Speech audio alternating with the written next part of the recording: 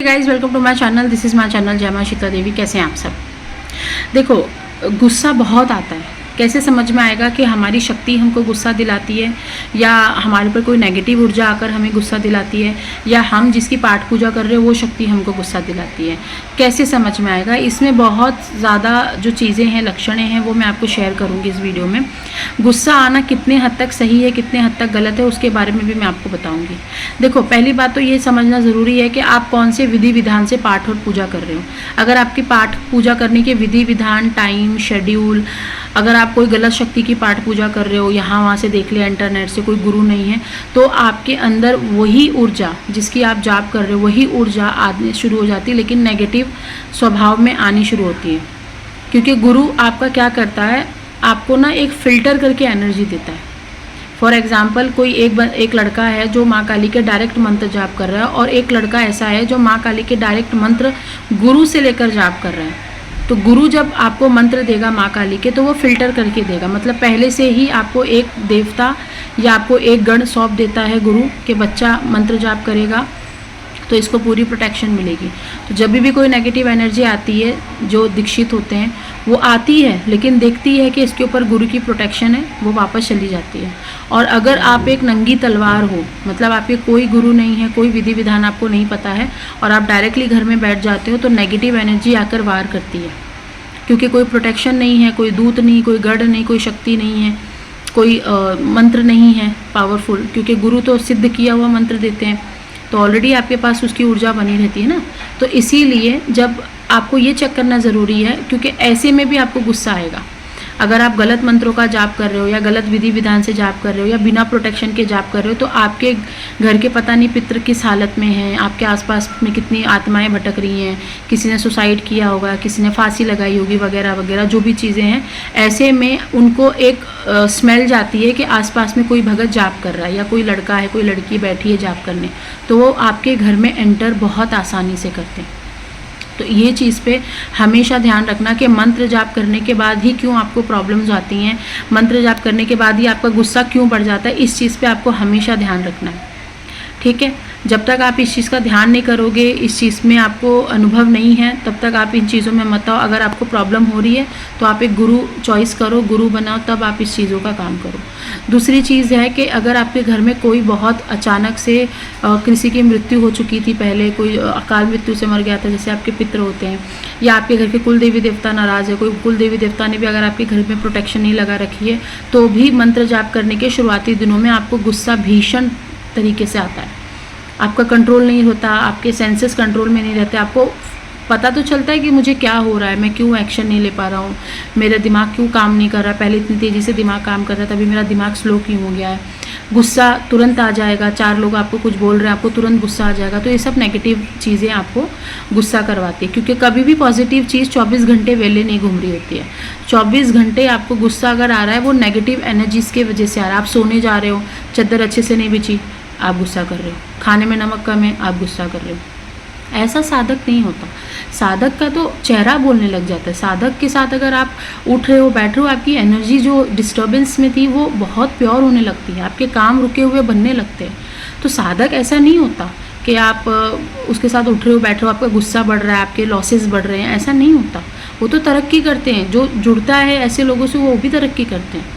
तो कभी भी जो 24 घंटे आप गुस्सा करते हो, नींद आपकी ठीक से नहीं होती है ना, वो सब कुछ आपकी नेगेटिव एनर्जी की वजह से होती है। वो नेगेटिव एनर्जी तंत्र की वजह से भी आ सकती है। घर के पितृ जो अकाल मृत्यु में मरे वो भी आपको परेशान कर सकते हैं। आसपास में कोई आत्मा है वो भटक रही थी, वो अगर आपके साथ जुड़ चुकी है, वो भी आपको गुस्सा दिला सकती है। प्लस सबसे मेजर इशू आजकल आ रहा है मंत्र का गलत जाप करना। मंत्र लोग यहाँ वहाँ इंटरनेट से लेकर के जाप कर लेते हो, ठीक है, लेकिन जैसा मैंने अभी समझाया, आपके पास अगर कोई गढ़ नहीं है, कोई दूत नहीं है, कुछ नहीं है, तो आपको प्रॉब्लम्स हो सकती हैं। तो गलत मंत्रों का जाप करोगे ना, तो भी आपको यक्ष यक्षिणी ये सब का आभास होना शुरू हो जाएगा, क्योंकि वो नेगेटिव एनर्जी ही वो मंत्र आपको बोलेगी आने के लिए। क्योंकि नेगेटिव प्रोनाउंसिएशन करोगे, नेगेटिव एनर्जी ही आएगी। ठीक है, अब बात करते हैं गुस्सा कितने हद तक सही होता है, कैसे समझ में आएगा कि हमें शक्तियाँ ही गुस्सा दिला रही हैं। देखो, सबसे बड़ी बात है कि अगर आप उग्र शक्ति की साधना करते हो, गुस्सा आना है, लेकिन गुस्सा तो भी मैं कहूँगी कि 24 घंटे एक साधक गुस्से के मूड में नहीं रहता। गुस्सा कब आता है? जब या तो उसकी शक्ति को छेड़ा जा रहा है, या तो उसकी पाठ पूजा को कुछ उल्टा सीधा बोला जा रहा है, या उसके आत्मसम्मान पे कुछ ठेस लगाई जा रही है, चाहे परिवार का हो, चाहे बाहर का हो, चाहे समाज का हो, चाहे जो हो, ठीक है। उसके काम एकदम सटीक रहेंगे, उसको ऐसा नहीं कि छोटी छोटी बात पे गुस्सा आएगा, अरे खाने में नमक कम हो गया, अरे मेरे कपड़े तैयार नहीं है। वो अपनी जिम्मेदारी किसी को दे ही नहीं सकता। जिसके ऊपर शक्तियाँ होती है ना, वो अपनी जिम्मेदारी किसी को नहीं दे सकता, चाहे वो उसका बेटा हो, बेटी हो, माँ हो, बाप हो, पति हो, पत्नी हो। वो अपनी जिम्मेदारी खुद निभाने की जितनी हद तक कोशिश करते रहता है, ठीक है। तो गुस्सा उसको आएगा ही नहीं, उल्टा वो 4 लोग का काम खुद करेगा कि मुझे दे दो, मैं कर देता हूँ, मेरे पास टाइम है। वह ऐसा इंसान होता है। अगर आपको गुस्सा लिमिटेड चीज़ों पे आता है, फॉर एग्जांपल आप पाठ करने बैठे हो, पूजा करने बैठे हो, और आपको कोई बोल देता है अरे क्यों कर रहे हो इतना, क्या होता है क्या, फिर भी आप इतनी भी चीज़ पे गुस्सा नहीं करोगे। गुस्सा कब करोगे? जब आपसे कोई झूठ बोलेगा, जब आपको कोई शक्ति के बारे में उल्टी सीधी बातें करेगा, या आपको कोई टेस्ट करेगा, या आपकी शक्ति की कोई टेस्ट करेगा, तब आपको गुस्सा आता है। लेकिन फिर भी शुरुआती दिनों में मैं आपको कहूँगी थोड़ा आपको समझने में दिक्कत हो सकती है, लेकिन जैसे जैसे आपका लेवल बढ़ेगा तो आपका गुस्सा भी बढ़ता है। लेकिन फिर भी आप गुस्सा तभी करोगे जहाँ पे करना चाहिए, बेफिजूल की गुस्सा नहीं करते हो। और गुस्सा भी नहीं होता वो माँ ही होती है जो हमारे शरीर में प्रवेश करके या हमारे बुद्धि में प्रवेश करके हमको बताती है कि इसके खिलाफ तेरे को बोलना पड़ेगा बेटा, नहीं तो ये फिर से तेरे ऊपर वार करेगा या तेरे को हर्ट करेगा, जो भी है रीज़न। माँ खुद बोलती है, तो वहाँ पे आपको लीगली मतलब माँ से परमिशन भी मिल जाती है, और आप वहाँ पे गुस्सा करोगे तो आप देखोगे सामने वाला मौन हो जाता है, सामने वाला कुछ बोलने लायक नहीं होता, जो कि इतना बदमाश होता है वो, और आपके काम भी नहीं रुकते। नेगेटिविटी में क्या होता है? आप गुस्सा कर रहे हो, पागलों की तरह चिल्ला रहे हो, चीख रहे हो, टेंशन में हो, और आपके काम सारे बंद हो रहे हैं, रुक रहे हैं। लेकिन पॉजिटिविटी में इसका जस्ट उल्टा होता है। पॉजिटिविटी में आपके काम भी बनते हैं, आपकी पाठ पूजा भी सही सलामत रहती है, आपको कोई भी नेगेटिव एनर्जी दिख रही है तो दूसरे दिन से दिखनी बंद हो जाएगी, या वो नेगेटिव एनर्जी आपके ऑरा से निकल जाती है, ये भी आपको माँ दिखाती है। और आपको गुस्सा बहुत ही ज़्यादा कम आता है। लेकिन इतना मैं कह देती हूँ, जितने भी माँ भद्रकाली के साधक हैं, माँ काली के साधक हैं, उनको गुस्सा अपरंपार आता है, ये मैं आपको कह देती हूँ। अगर घर में 2 साधक है तो बहुत कलेश भी हो सकती हैं चीज़ों को लेके, या तो बहुत ज़्यादा शांति भी हो सकती है। अब घर में 2 साधक हैं और एक अच्छा है और एक बुरा है, बुरा और अच्छा होने का मतलब क्या होता है कि एक समझदार है और एक ना समझदार है, तो भी जो चीज़ें हैं उथल पुथल मचा सकती हैं। क्योंकि साधक के अगर दोनों साधक के अंदर में से किसी भी एक साधक के अंदर अगर कंपटीशन की भावना है, अहंकार है, तो इतना ही चीज़ काफ़ी है झगड़ा करने के लिए। इसलिए घर में एक ही साधक सही होता है, एक कमरे में एक ही साधक अच्छा लगता है, ताकि दोनों की, तीनों की, घर पूरे परिवार खानदान की शांति बनी रहे। या फिर दोनों जन बहुत स्मार्ट रहने चाहिए, बहुत अच्छे रहने चाहिए। इससे भी कलेश होते हैं, इससे भी गुस्सा बहुत ज़्यादा आता है। तो जितने भी माँ भद्रकाली के साधक है, नो डाउट गुस्सा आता है। भैरव जी के हैं गुस्सा आता है, हनुमान जी के हैं गुस्सा आता है। शिव जी, माँ दुर्गा, गणेश जी के जो साधक होते हैं वो ठंडे रहते हैं, ठीक है। कृष्ण जी के साधक ठंडे रहते हैं, ठीक है। आपको गुस्सा आएगा, 10 महाविद्या पूज रहे हो, शमशान पूज रहे हो, गुस्सा अपरंपार होता है। शमशानी चीज़ों में, अघोर में, नागा में, तंत्र में अगर आप चल रहे हो, या आप चल रहे हो तांत्रिक में, किसी भी चीज़ में चल रहे हो, आपको वहाँ पे गुस्सा ज़्यादा आता है। जितना ज़्यादा आप शमशानी चीज़ों में चलते हो उतना ज़्यादा गुस्सा बढ़ जाता है। वहाँ पे फिर आप हमेशा, आपका टोन बहुत ज़्यादा चेंज आपको लगेगा कि आप बहुत ज़्यादा चेंज हो चुके हो, आपका बात करने का ढंग बहुत चेंज हो चुका है।